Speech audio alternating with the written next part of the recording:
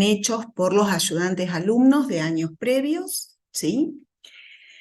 Pero los que necesitamos que acrediten son los que dicen video interactivo obligatorio, ¿sí? Que uno es de electrocardiograma y el otro de toma de la presión arterial.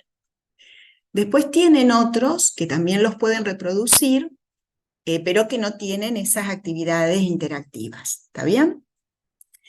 Y si van a la guía de laboratorio, que es la que les muestro acá a la derecha, tienen un montón de otros links que les permiten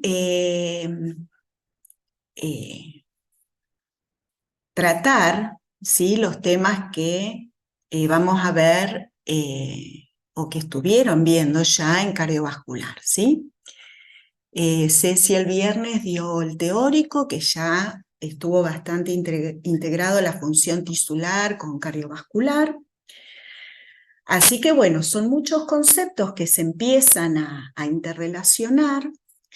Entonces, bueno, son videos cortitos que les pueden ayudar a ir aplicando los conceptos, ¿sí? Y bueno, en esta semana que vamos a hacer laboratorio, vamos a tratar de verlos desde otro punto de vista, que es desde una técnica, desde una prueba, ¿sí? Entonces, en esta actividad de laboratorio lo que vamos a realizar son pruebas de observación, de auscultación, de palpación y de medición, ¿sí? Entonces, siempre tengan en mente este dibujito, este modelo que presentó Ceci en el teórico, que resume el sistema cardiovascular en un modelo muy sencillo, pero es importante que puedan tener bien en claro en qué lugar o qué parte específica del sistema cardiovascular van a estar evaluando con cada una de las pruebas, ¿sí? Porque eso es lo que les va a permitir poder identificar claramente el fundamento y después interpretar el resultado. Entonces, por ejemplo, vamos a observar el pulso venoso, ¿sí? Entonces, cuando hagan la prueba de observación del pulso venoso, lo que van a estar haciendo es observar esta región del sistema cardiovascular, ¿sí? ¿Se ve el punterito que estoy mostrando acá la aurícula derecha? Por ahí la vena cava superior.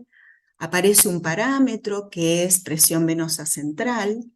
Entonces tengo que tener en claro que lo estoy midiendo, lo estoy observando, porque bueno, la presión venosa central también la podemos medir, pero no lo vamos a hacer nosotros porque hay que poner un catéter. Simplemente vamos a observar el pulso venoso a través de, ahora después me dirán ustedes, vamos a tratar de hacerlo interactivo, pero es a través de una de estas venas grandes, de gran diámetro, que es la vena yugular, ¿sí? Después, otra cosa que vamos a hacer, o que van a hacer, es auscultar los ruidos cardíacos, ¿sí? ¿Y acá dónde se van a ubicar para auscultar los ruidos cardíacos? Directamente sobre la superficie precordial, ¿sí? Y van a auscultar en forma relativamente directa los sonidos que se producen durante el ciclo cardíaco, ¿sí?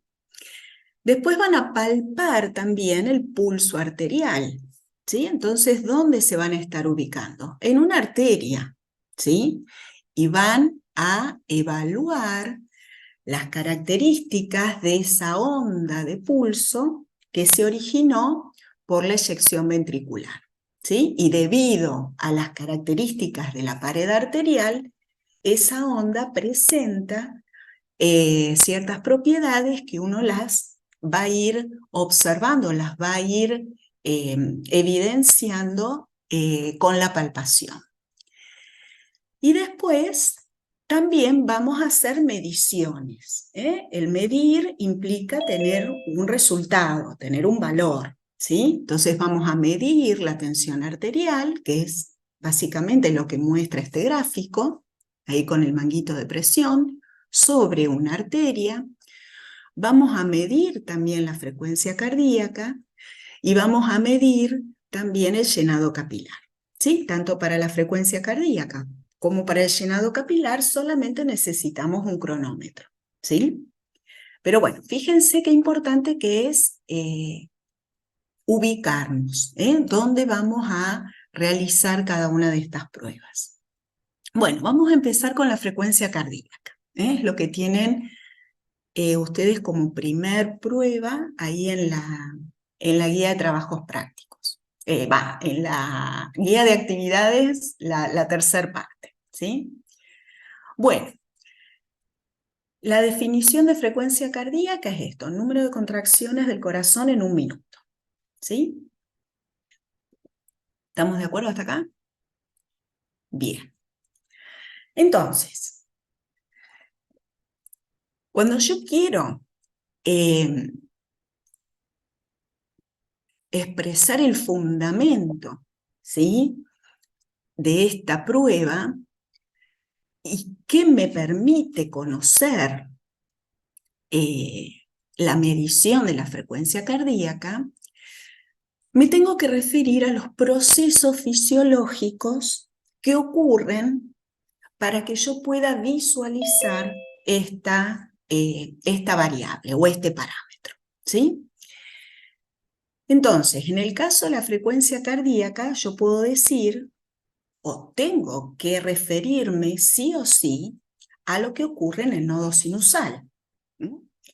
Entonces, tengo que explicar que las células del nodo sinusal se despolarizan en forma automática y descargan potenciales de acción a un ritmo intrínseco y regular.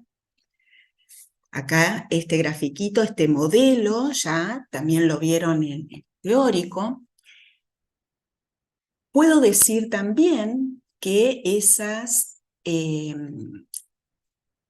despolarización puede verse influenciada por el simpático y el parasimpático, pero necesito expresar que esos potenciales de acción que son generados en el nodo sinusal son conducidos hasta los ventrículos, los cuales se van a contraer con esa frecuencia. Porque fíjense que ustedes están midiendo número de contracciones del corazón. Pero ese número de contracciones del corazón se va a relacionar directamente, estamos siempre hablando en un individuo normal, que no tiene ninguna patología, ¿está? Entonces, el número de contracciones del corazón en un minuto se va a relacionar directamente con la frecuencia de despolarización del nodo sinusal. ¿Está? Bien. Entonces, una vez establecida esa relación fisiológica, ¿cuál es el proceso fisiológico subyacente que me permite evidenciar esta variable o esta medición, esta prueba que voy a medir? Deberían, para ya ir poniéndole un poquito más de complejidad a lo que van, para ir integrando con lo que van estudiando, ya deberían poder explicar cómo las células del nodo sinusal se despolarizan en forma automática. Fíjense que acá esta primera oración el paso siguiente es preguntar cómo ocurre eso. Entonces, poder describir los tipos de canales que tiene una célula del nodo sinusal, poder describir cómo es el perfil del potencial de acción de una célula del nodo sinusal, que es distinta al potencial de acción de una célula ventricular, y poder describir también cuáles son las corrientes que participan en la generación de este potencial de acción, ¿sí? Y entonces aparecen unos canales relevantes que son los que permiten generar una despolarización automática, esta zona del prepotencial que las tienen las células del nodo sinusal, en donde el potencial de membrana se va despolarizando gradualmente porque este canal se encuentra abierto y este canal permite la entrada de pequeñas cantidades de sodio, ¿sí? Esa corriente, que se llama corriente Ifani, es la que gradualmente va despolarizando la membrana para luego abrir canales de calcio voltaje dependientes, que son los que van a ingresar o aumentar la despolarización o la carga positiva dentro de la célula y va a explicar la fase de despolarización del nodo sinoauricular, ¿sí? Luego la repolarización y la fase 3 es nuevamente una salida de potasio por canales también voltaje dependientes y nuevamente volvemos a la fase 4 o de prepotencial, en donde estos canales ya permiten, por esta hiperpolarización, permiten la entrada nuevamente de sodio, ¿sí? Entonces, fíjense cómo fuimos desde la observación de una variable que define el funcionamiento del sistema cardiovascular, pasamos por el fundamento fisiológico y pudimos ir hasta los mecanismos de acción, hasta los mecanismos celulares que explican este fundamento, ¿sí? Y de acá, bueno, nos volvemos nuevamente a la definición. Número de contracciones del corazón en un minuto. Siempre vamos a tener para estas variables valores normales. En el caso de la frecuencia cardíaca, los valores normales varían con la edad, siendo en los individuos recién nacidos y en los niños la frecuencia es un poco mayor que la del adulto, ¿sí? Bien. Y ahora vamos a pasar a cómo vamos a medir la frecuencia cardíaca. ¿Me siguen hasta acá? ¿Vamos bien? Porque ahora las próximas las vamos a tratar de ir haciendo entre todos, ¿sí? Bueno, entonces, ¿dónde medimos la frecuencia cardíaca? A ver, ¿qué me pueden decir? ¿Dónde la vamos a medir? Ya si por ahí leyeron la guía o la tienen a mano, tienen ahí algunos indicios. Pues la podemos medir de varias formas, ¿sí?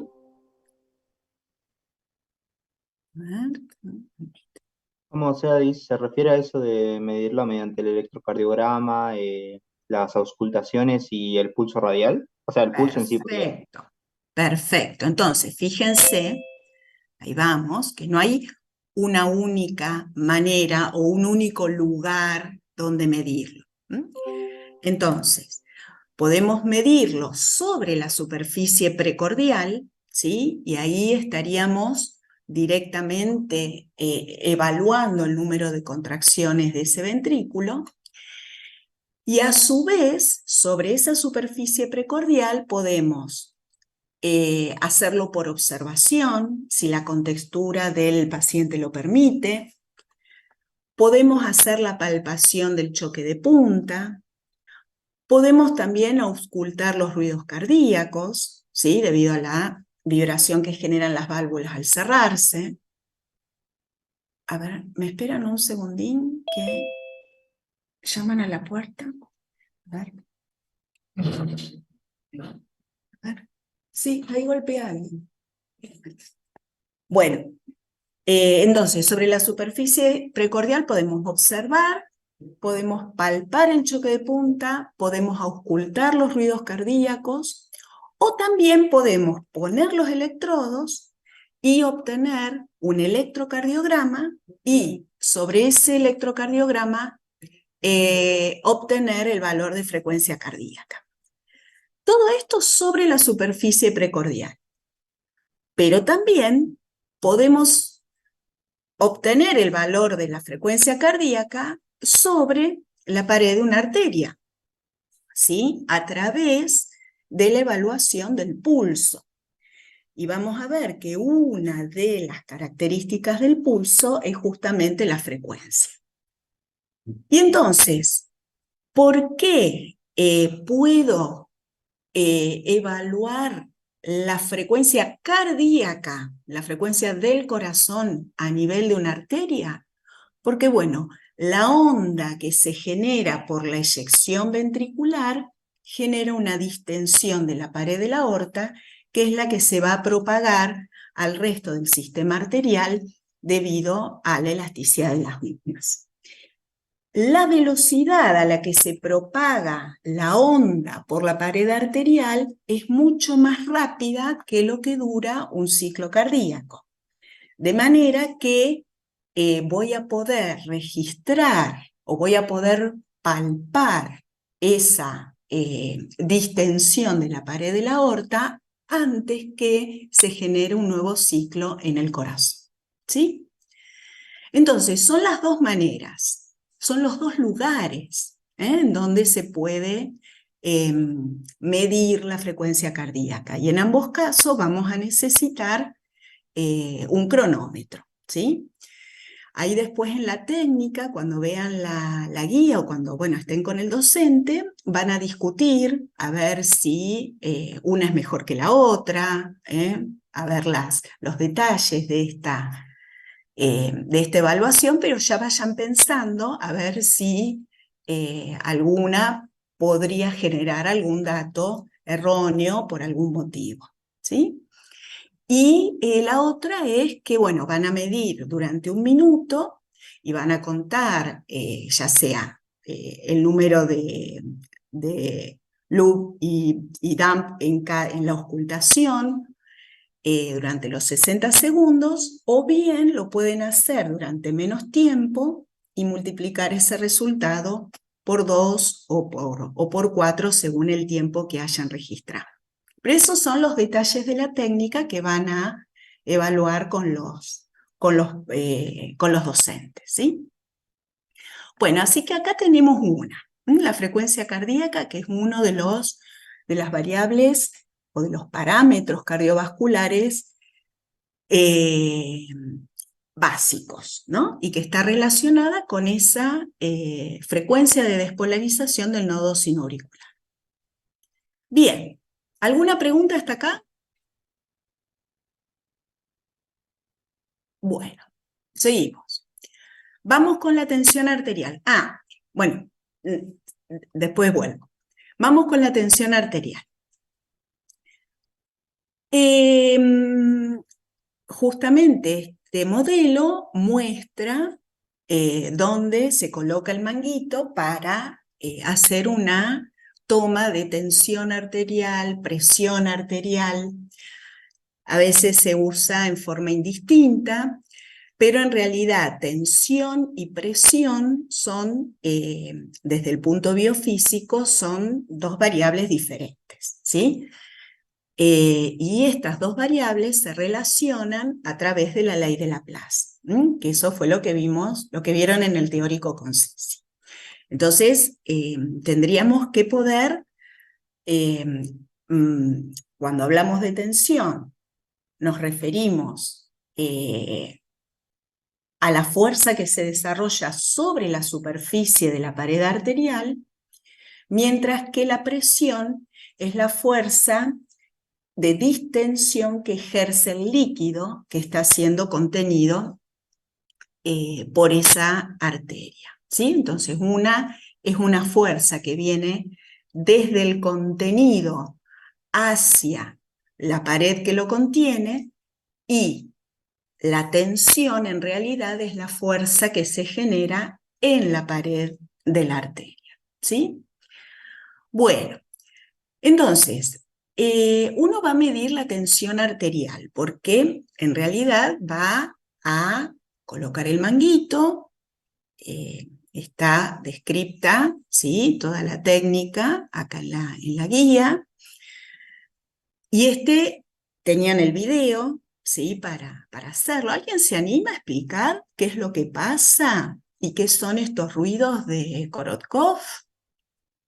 Que fue un poco lo que fue el desarrollo del videíto.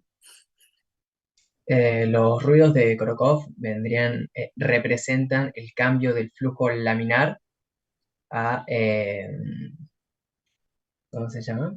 Bueno, al otro flujo, al Al otro que queda. otro, al turbulento. El Bueno, flujo turbulento. a ver, vayan haciéndole preguntas. O sea, sería el cambio del flujo laminar al flujo turbulento. ¿Mm? Bueno, ¿y cómo es la técnica? ¿Cómo, en qué momento cambia de laminar a turbulento? Cuando vos le cortás el flujo sanguíneo mediante el manguito, ¿no?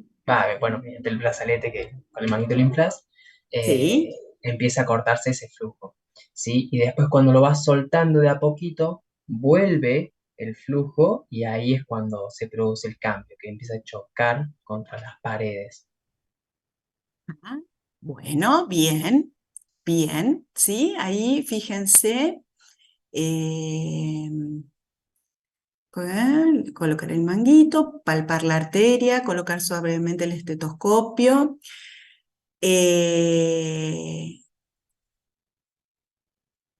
Y tienen que eh, inflar ese manguito hasta que dejan de percibir el pulso en esa arteria radial, ¿sí? Lo cual estaría diciendo que esa arteria quedó colapsada por la presión externa que le están generando con el manguito, ¿sí? A medida que disminuye luego la presión externa, porque van liberando la válvula lentamente para que se empiece a desinflar, lo que van a ver es esto que se muestra acá a la derecha, ¿sí? Que empieza a haber flujo turbulento porque ya hay un espacio por donde la sangre puede fluir. Y ahí es donde se comienzan a escuchar los primeros ruidos de Korotov, ¿sí? Inicialmente, este gráfico está muy claro, ¿sí? Ustedes empiezan sobre esta línea a una presión externa mayor a la sistólica y al ir desinflando el manguito van a generar este flujo turbulento, se van a empezar a escuchar los ruidos asociados a este componente biofísico, y cuando dejan de escuchar el quinto ruido es porque ya se restableció completamente el flujo laminar. ¿Sí? Bien. Bárbaro. Y entonces, ¿qué miden? Porque acá estamos midiendo, ¿sí? Se obtienen valores. Uno mide directamente. Acá, lo que necesitábamos, bueno, el estetoscopio, el esfigmomanómetro y el manguito. Con respecto al manguito, tienen que tener en cuenta, y eso lo van a aclarar también con el docente, la edad, porque el manguito debe tener dimensiones estandarizadas, ¿sí? Y lo que van a medir, los dos valores que van a obtener directamente por la lectura del manómetro son la presión arterial sistólica y la presión arterial diastólica, ¿sí? Y con esos dos valores van a calcular otros dos, que son la presión arterial media y la presión de pulso, ¿sí? Esto les tiene que quedar bastante claro, ¿eh? Y esto lo van a realizar con el docente, ¿sí? Entonces, ¿cómo definirían la presión arterial sistólica. Estas no se las quise poner estas dos, a ver si las podemos hacer entre todos. ¿Cómo la definirían desde el punto de vista fisiológico, ¿no? O cuál sería, es decir, el fundamento del método es un poco lo que vimos en la diapo anterior. Pero ¿cuál sería la definición o ese valor de presión arterial sistólica que estaría representado?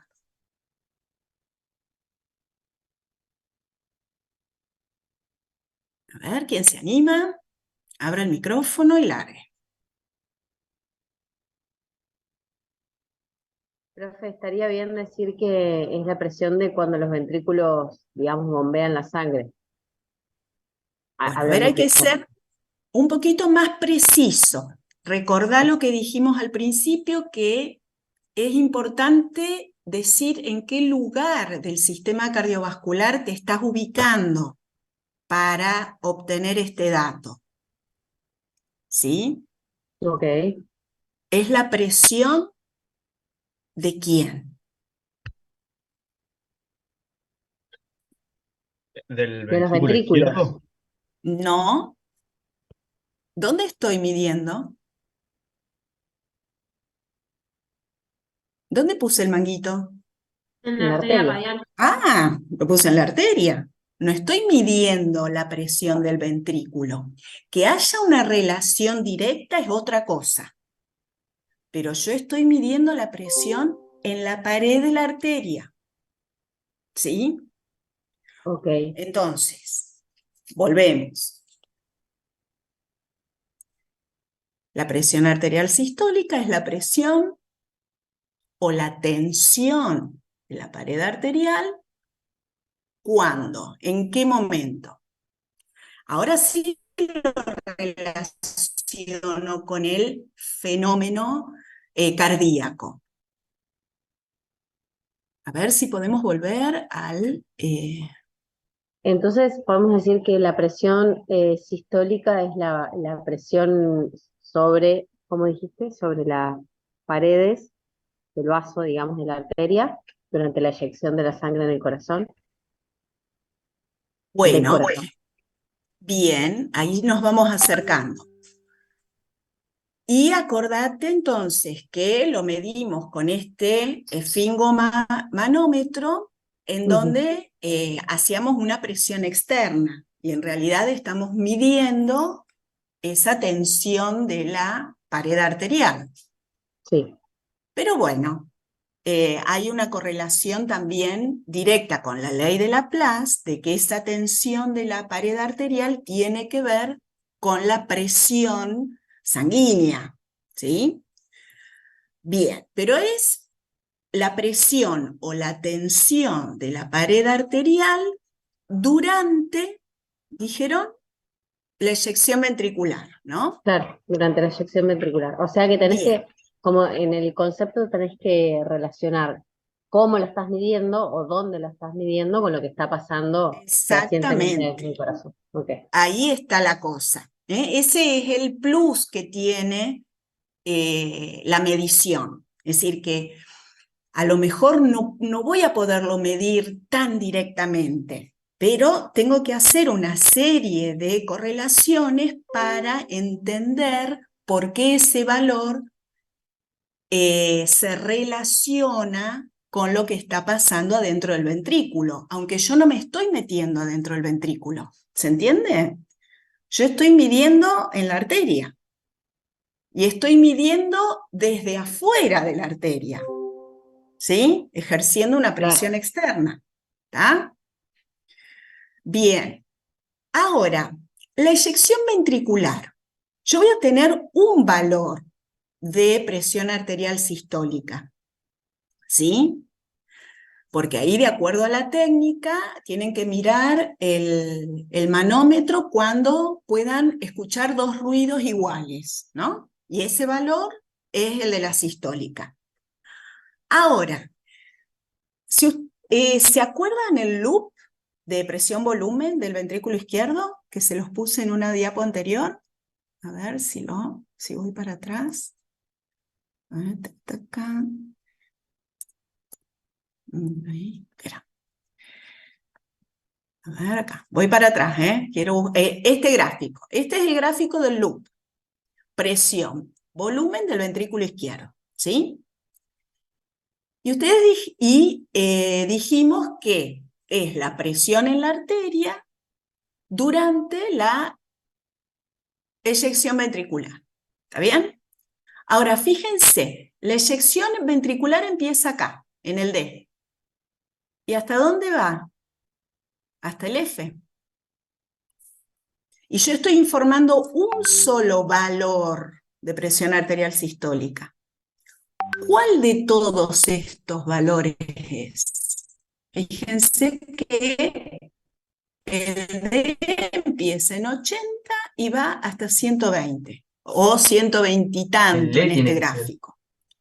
Y estoy dando un solo valor, entonces tengo que definir cuál es sístole ventricular corresponde. A la eyección en la porción D o en el puntito D. En el punto D, en el punto E, en Perdón, el en el punto punto E, F. punto E, punto E, punto E. ¿Qué sería el punto D? El punto D sería la apertura de la válvula aórtica. Bien, entonces, la presión arterial sistólica, ¿es la presión en la arteria cuando se abre la válvula aórtica? No. No, bien, porque ahí es la mínima, es decir, hay una mínima diferencia de presión dentro del ventrículo respecto a lo que hay en la arteria anterior. Y ahí se abre la válvula. Pero el ventrículo se sigue contrayendo y sigue generando fuerza. Y fíjate qué pasa con la presión de ese volumen de sangre. Sigue Aumenta. aumentando. Sí. Entonces, esa presión arterial sistólica, o llamada también como presión arterial máxima, ¿cuál sería? La E. La E, la que corresponde a la máxima presión durante la sístole ventricular. ¿Está? Y ahí tenemos entonces la definición de presión arterial sistólica. Presión en la arteria durante presión en la máxima eyección ventricular. ¿Sí? Y entonces ya nos estamos coincidiendo en que es este valor, bastante aproximado, porque fíjense que no, acuérdense, no estoy en el ventrículo, estoy midiendo en una arteria y estoy midiendo la tensión de la arteria a través de un método externo. ¿Sí? Entonces acá también tiene que ver esa mecánica cardíaca, ¿sí? Que pueden ser todos factores que me puedan estar generando algún tipo de error entre ese valor que estoy midiendo y lo que está ocurriendo realmente. Pero es una estimación bastante fidedigna y es de uso habitual, común, y ahora vamos a ver cómo se ponen de acuerdo en los valores normales, que es otro tema muy amplio. Bueno, Profe, y ¿te así puedo hacer una dejo el mismo pregunta? gráfico. Vamos a definir la diastólica. Entonces, ¿quedó claro el concepto de la sistólica? ¿Sí? Sí, yo te quiero hacer una pregunta, profe. Sí. Una pregunta que capaz es un poco tonta, pero ¿hay manera de No, medir la dale. presión que no sea de manera externa?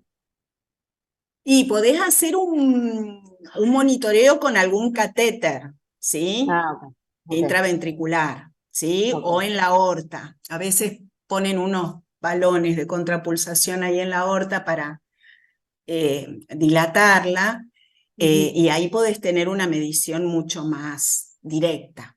Está ¿Eh? bien, no, pensé que no se podía, por eso te pregunté para sacarme la Pero duda. bueno, es invasivo. Y No, fíjense que tenemos un método no invasivo, que es lo que, viste, dice acá abajo, consideraciones para una adecuada toma de la presión arterial. Esto tiene un porqué. cada una de estas consideraciones, así como el tamaño del manguito dependiendo de la edad. ¿Mm? Bueno, ¿y la diastólica cómo la definiríamos? Dejo por ahí este gráfico, ¿sí? Este gráfico es el de la onda de pulso, el de la onda arterial, no es el del ciclo cardíaco, no es el del ventrículo. Ahora después los vamos a ver los dos superpuestos. ¿Cómo definiríamos la presión arterial diastólica? Fíjense que es cuando ya dejo de escuchar los ruidos de Korotov y que teóricamente ya la pared arterial volvió a su diámetro original y el flujo ya vuelve a ser laminar. ¿Sí? Bueno, ¿y esa presión qué representa respecto al ventrículo? Vuelvo para atrás. ¿Dónde estaré? En la apertura de la válvula aórtica. En la apertura de la válvula aórtica. Entonces, tratemos de hacer la definición. ¿Es la presión o es la tensión arterial cuando inmediatamente antes de la apertura de la válvula aórtica? ¿Sí? Entonces sí estás en este punto D. Inmediatamente antes de que venga el nuevo volumen sistólico. ¿Sí? Mientras que la sistólica es la máxima presión que se logra con la eyección ventricular. Y tiene que ver principalmente con la fuerza de contracción de ese músculo. ¿Sí? Bien. Bueno. ¿Vamos? ¿Va queriendo? Entonces fíjense que yo estoy midiendo desde una arteria y estoy mirando lo que pasa en el ventrículo izquierdo. ¿Sí? Bueno. Tiki, tiki, tiki. Bien. Entonces, yo ahora después se los completo antes de subirles el power, así les queda listo. Bueno, esto ya lo vimos. Entonces, medíamos estos dos valores y luego teníamos que hacer estas dos cuentas. Uno es para calcular la presión arterial media, que ahí en el video interactivo, por ahí los que lo han hecho, una de los ítems eran todas estas definiciones de presión y ponía que la presión arterial media es el promedio de estas dos. Y eso no es correcto. La presión arterial media tiene un componente que es toda la presión diastólica más 1/3 de la presión de pulso. Y esto se debe a que la duración de la sístole y de la diástole en un ciclo cardíaco no es igual. ¿Sí? En reposo, es decir, con una frecuencia de 70, 80 latidos por minuto, la sístole dura 1/3 y la diástole dura 2/3. Entonces, obviamente, la presión arterial media está más cerca de esa diástole que de la sístole. Así que bueno, esta es la cuentita que hay que hacer. Hay otras formas hay otras fórmulas que también pueden usar. Por ahí eso se los mencionan los doctores, que ellos por ahí todos los días lo hacen y bueno, por ahí para uno es más fácil una, para otros otra. Pero esta es la que puso Ceci en el teórico, así que pongo la misma, ¿sí? Y la presión de pulso o diferencial, ¿qué es la diferencia entre la sistólica y la diastólica? Bueno, ¿qué información darían estos dos cálculos? ¿Para qué hago estas cuentas? ¿Qué representa la presión arterial media? ¿O clínicamente, o cuál es su importancia? Pues bueno, matemáticamente podemos decir que es el área bajo la curva de presión, pero funcionalmente, fisiológicamente, ¿qué decimos de la presión arterial media? Fíjense, si yo tengo una sistólica de, vamos a hacer la cuenta, de 120, ¿sí? Y una diastólica de 80, que era lo que mostraba el gráfico, ¿sí? La presión arterial media, entonces, ¿cómo va a dar? Vamos a hacer la cuenta. Esperen que abro acá. Tengo que hacer 80 más la presión de pulso, que sería 120 menos 80, 40, 40 dividido 3.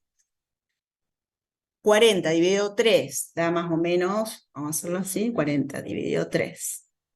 Da 13 y a eso le sumo 80, ¿sí? Y entonces la presión arterial media me da 93 milímetros de mercurio. Ese valor, Profe, ¿qué está representando? Sí.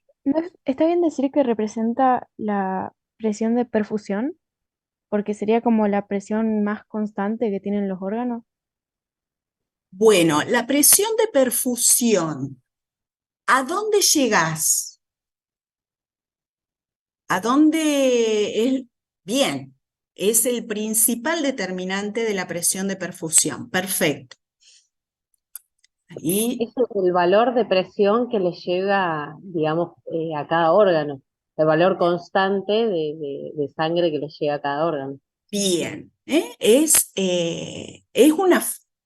una fuerza impulsora del movimiento de la sangre. Si la presión arterial media baja por debajo de 60, no hay fuerza que mueva esa sangre. Y por lo tanto, la presión de perfusión, la llegada de esa sangre a los tejidos va a estar limitada. Bien, ese es el concepto fundamental de presión arterial media, ¿sí? Bárbaro. Y, ya la puse. Bueno, y la presión de pulso, que es la presión diferencial, que es la diferencia entre la sistólica y la diastólica, estima la distensibilidad arterial, ¿sí?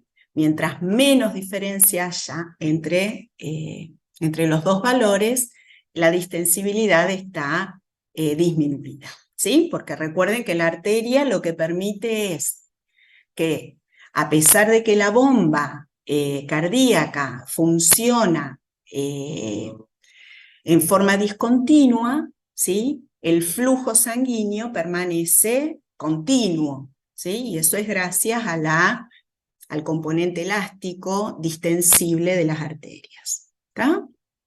Bueno, y obviamente acá se cae de maduro la ley de Ohm, en donde podemos ver los dos componentes de la presión arterial media. Fíjense, esta es la ley de Ohm, que es la que nos va a permitir conocer o estudiar los determinantes de la presión arterial media, el gasto cardíaco y la resistencia periférica. Ahora, volvamos a la medición de la presión arterial. Dijimos que la presión arterial media era un cálculo, ¿sí? Nos dio 93. Y tuvimos una sistólica de 120 y una diastólica de 80 milímetros de mercurio. ¿Podríamos relacionar cada una de esas con estos dos determinantes de la ley de Ohm? ¿Podemos decir con quién se relaciona la sistólica y con quién se relacionaría la diastólica, de acuerdo a la definición que dimos antes? A ver si entienden la pregunta.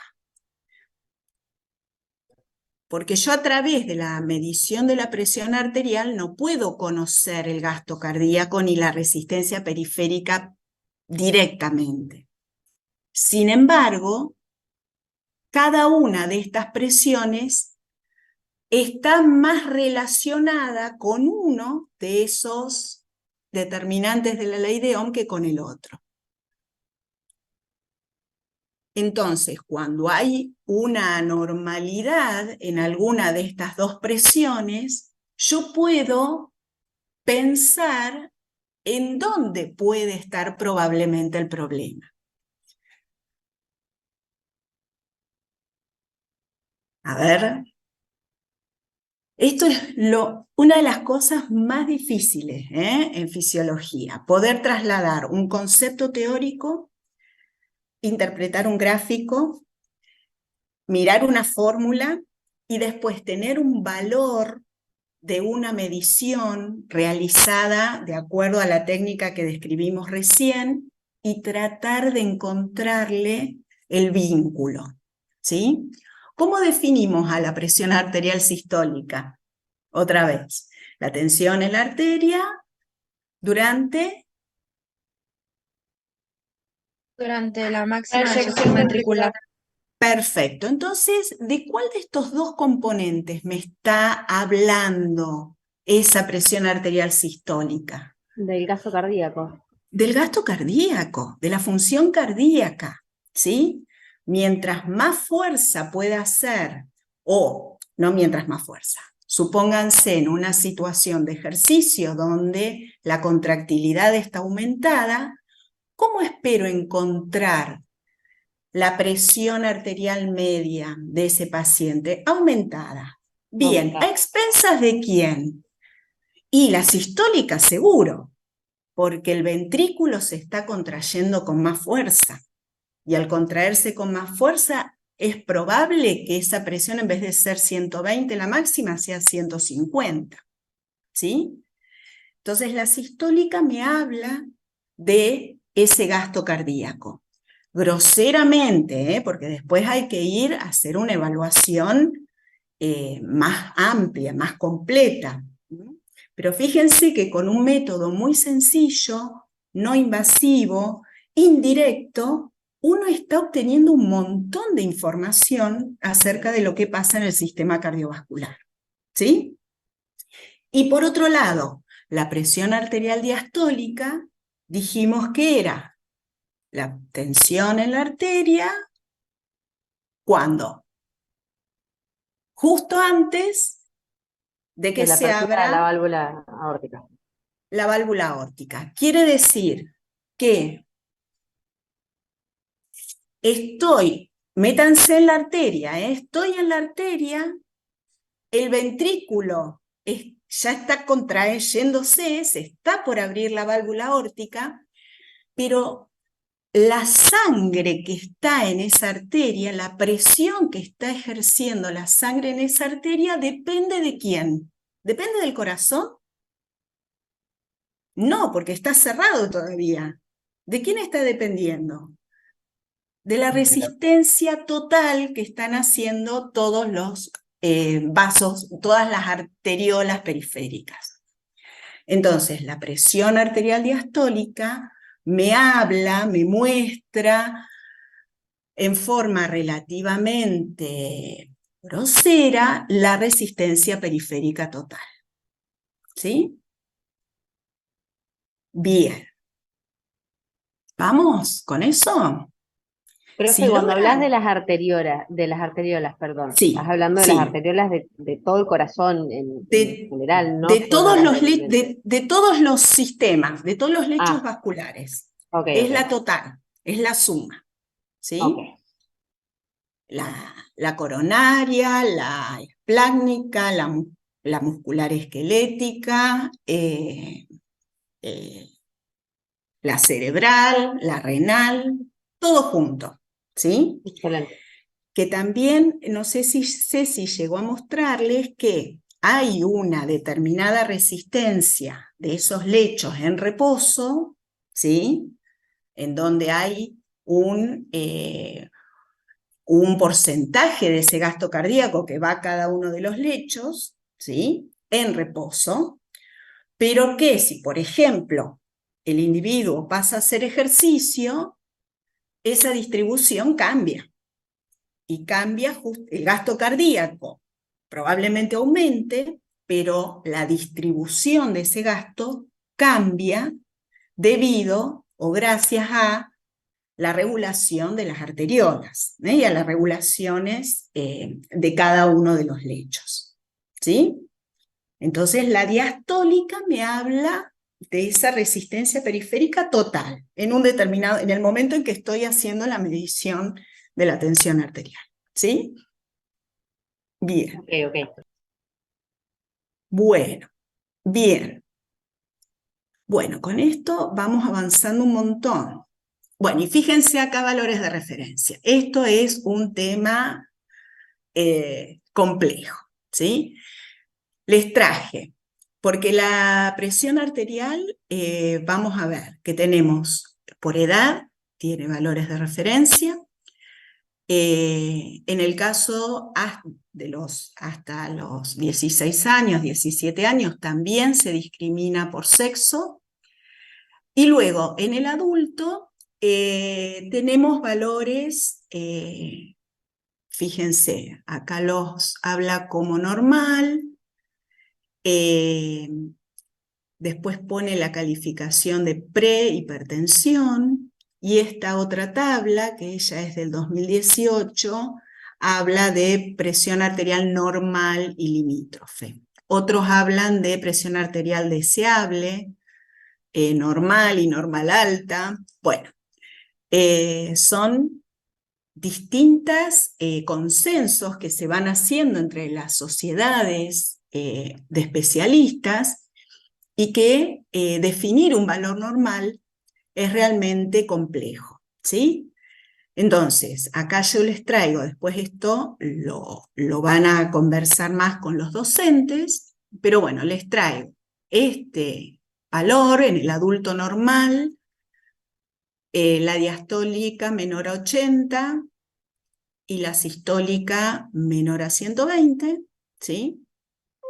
Fíjense que después hay otro acuerdo con la Asociación Americana, que ya un valor de entre 120 y 129 lo consideran prehipertensión, y en el 2017 dicen que eso ya es elevado. Sin embargo, la Sociedad Argentina de Cardiología no lo toma en cuenta esto y sigue manteniendo un nivel normal hasta 130. Así que bueno, esto es un tema de discusión interesante. Fíjense, nosotros nos vamos a quedar acá en los valores normales. Vamos a tomar este primer renglón, menor a 130, menor a 85. O menor a 120, menor a 80, ¿sí? Y después, bueno, empieza toda una estratificación de acuerdo al valor de presión arterial para estimar o para predecir riesgo, ¿sí? Así que a veces después se empieza a hablar de riesgo en distintos estadios. Bueno, para que vean que no es un solo valorcito, nada más, depende de edad y sexo en los adolescentes, y en el adulto ya estratifica por riesgo. Bueno, pasamos a la próxima pruebita. Bueno, el pulso. Bueno, un poco ya lo hablamos eso, ¿no? Que la onda de pulso arterial es una expresión periférica de la actividad del corazón. Creo que ya más o menos quedó claro esto. Y lo interesante de este gráfico, lo saqué del Boron, pero bueno, lo tienen en cualquier libro, cuando tienen puestas todas las gráficas correlacionadas con el ciclo cardíaco. Fíjense que esta onda tiene los puntitos de cierre de las distintas válvulas, y esta en rojo, ¿sí?, es la que corresponde a la presión aórtica, ¿sí? Y cómo se correlaciona eso con la presión ventricular, ¿está? Entonces, lo que van a evaluar del pulso son distintas características. Esto ya lo vieron en APS también: frecuencia, ritmo, igualdad, tensión de la pared y amplitud. Y entonces acá volvemos a la frecuencia, que era una de las determinaciones que nos había interesado al principio, ¿sí? Después, bueno, ¿dónde hacen la medición del pulso arterial? siempre es interesante hacerlo en distintas arterias de ambos lados del cuerpo para evaluar si hay una adecuada distribución a todo el organismo. Bueno, esto también lo van a hacer con los docentes, ¿sí? No me explayo más en esto para no hacerlo tan largo. Pulso venoso. A veces uno piensa que el pulso venoso es la continuación de lo que pasa en la arteria, y no, el pulso venoso no tiene nada que ver con el pulso que viene originado en el ventrículo izquierdo, sino que se debe a la acción retrógrada del latido durante el ciclo cardíaco, ¿sí? Al ciclo respiratorio y a la contracción del músculo esquelético. Estos dos factores los vieron asociados al retorno venoso, ¿sí? Entonces, esos mecanismos de la inspiración, la bomba del músculo esquelético y la contracción tanto de la aurícula como del ventrículo provocan cambios en la pared de las venas más grandes y más superficiales que podemos ver a simple vista, y eso es lo que van a observar, lo que proponemos que observen en la vena yugular, que es cercana al corazón. No hay ninguna válvula entre las venas cavas y la aurícula derecha, de manera que todo lo que pasa en la aurícula derecha se transmite por esa acción retrógrada a estas venas yugulares. Bueno, acá tienen descrito a qué se refiere cada uno de los picos y de los valles, qué estaría representando. Lo interesante acá es ¿qué me dice ese pulso venoso? ¿Qué información aporta? Hola, Greg. Sí, acá ya le voy dando una pista. Uno, si quisiera tener un valor numérico, si quisiera medir, así como medimos la presión arterial, para medir la presión venosa central, que es la presión media en la aurícula derecha, ¿sí? Hay que introducir un catéter, y eso después se va a ver monitoreado, ¿sí? Este es un monitor de un paciente que está siendo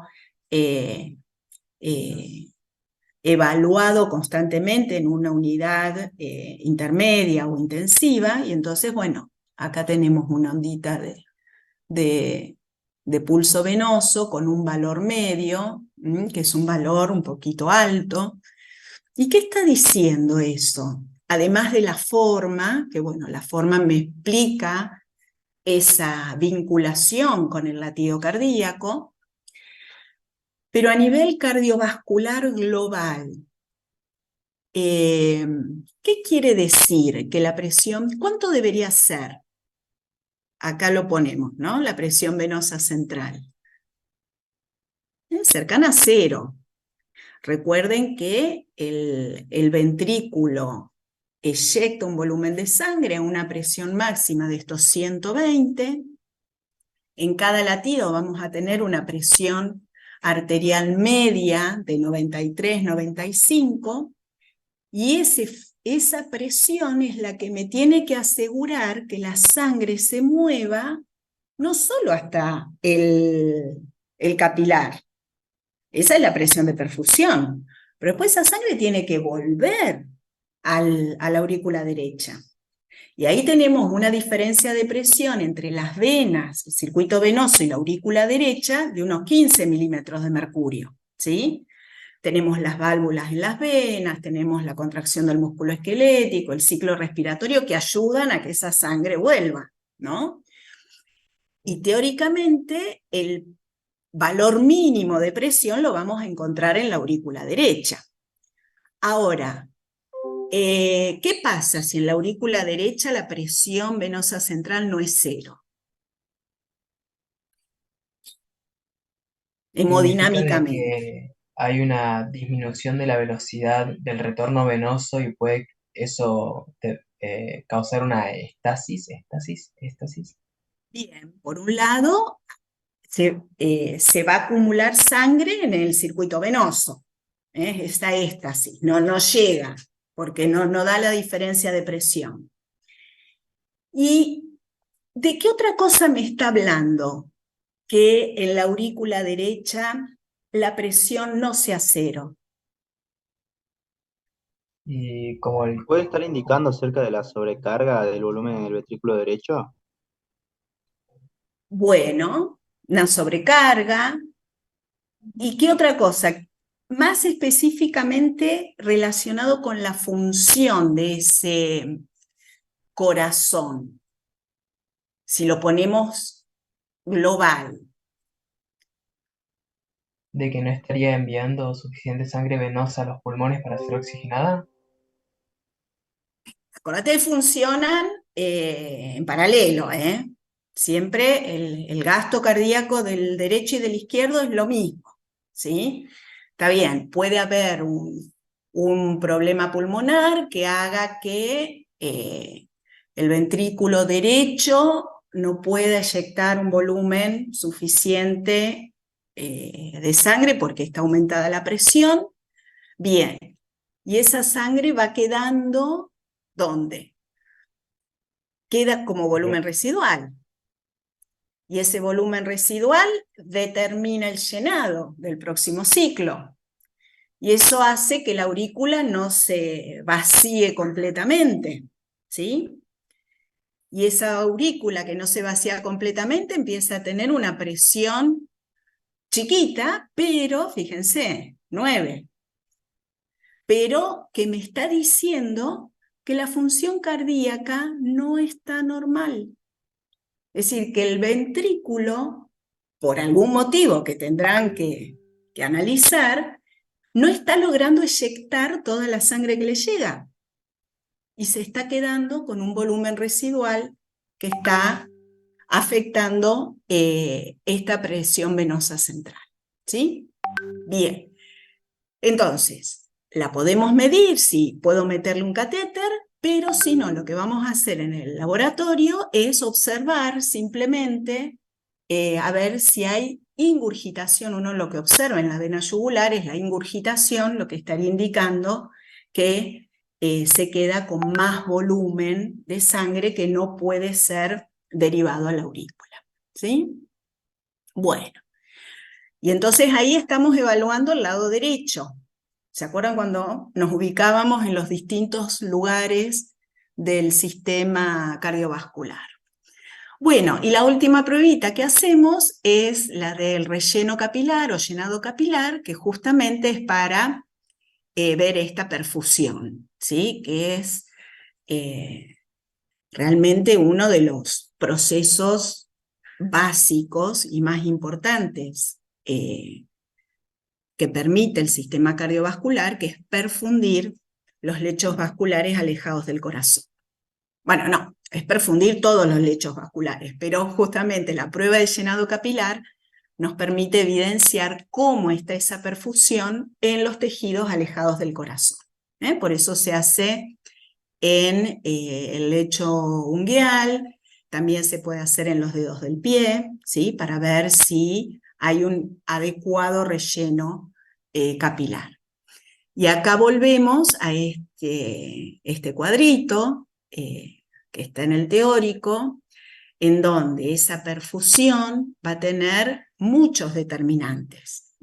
Determinantes de la macrocirculación, es decir, de la función cardíaca y de la regulación de la resistencia sistémica, componentes de la microcirculación que tienen que ver con la regulación local del flujo, ¿sí? Y después vamos a ver que el tercer componente, que es lo que empezamos a estudiar después la próxima semana, es el transporte de gases. Es decir, no solo que llegue una adecuada cantidad de sangre o de flujo sanguíneo, sino que ese flujo sanguíneo aporte el oxígeno necesario, suficiente para el funcionamiento tisular. ¿Sí? Así que bueno, evaluamos con el llenado capilar cómo está haciendo la perfusión de los lechos vasculares, ¿sí? Y eso me deja también hipotetizar acerca de la oferta de oxígeno que tienen, suponiendo que los niveles de gases en sangre sean normales.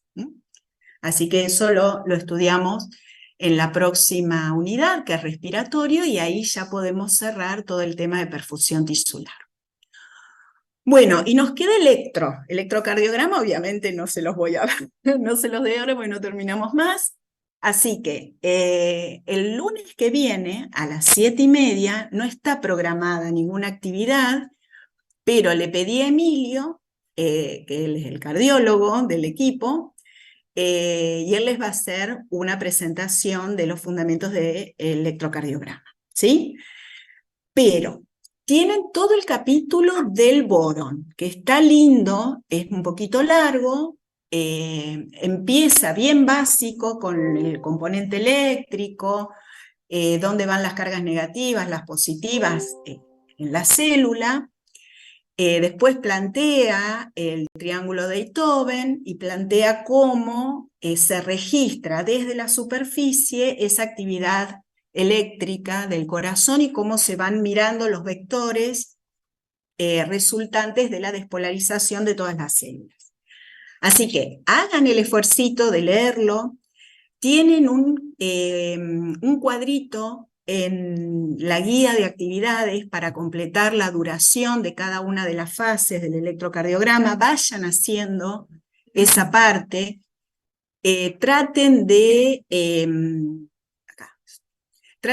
aprovechar el encuentro que van a tener con el docente.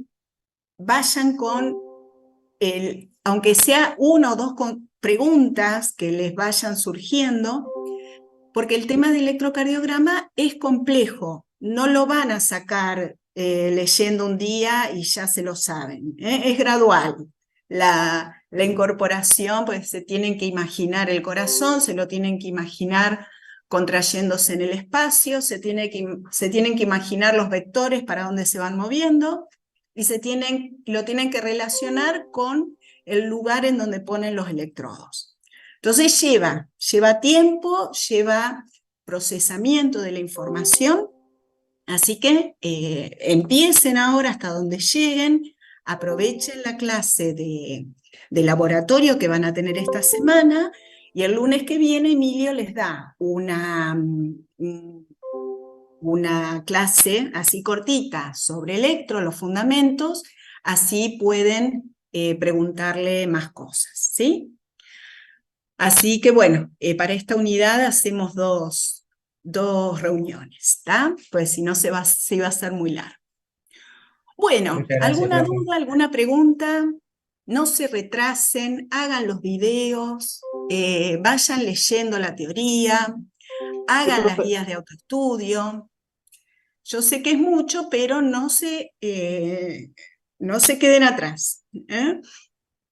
profe, le hago una consulta. Tenemos que saber bien el tema este de las derivaciones de los vectores, de Sí, está todo los en ese triángulos. capítulo del borón. Ah, pero Está hay que bien. darle, o sea, todo el capítulo.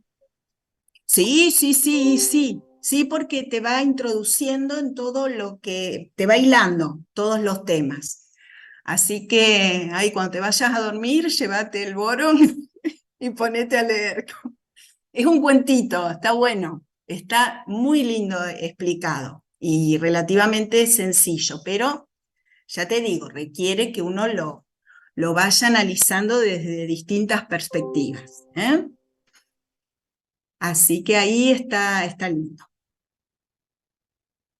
Bien. Y después tienen también ese par de videitos que son cortitos de electrocardiograma. También les puede ayudar como para groseramente relacionar las ondas con los fenómenos eléctricos, ¿no? Pero bueno, después el detalle está lindo ahí en el boro. Bien, o de donde lo puedan leer, si tienen otro libro y figura, aparece, o si tienen algún manual de clínica o algún apunte, lo leen de donde lo tengan, ¿sí? Lo importante es que no lo esquiven, que de a poquito se vayan sumergiendo en eso, ¿tá? Porque es registro de actividad eléctrica, así que hay que manejar el tema de vectores, de despolarizaciones y demás. ¿Mm? Bueno, bien. Bueno, nos veremos entonces, nos veremos en la semana. Tenemos backup esta semana también, así que nos estaremos viendo. Gracias, profe. Gracias, Bueno, profe. de nada.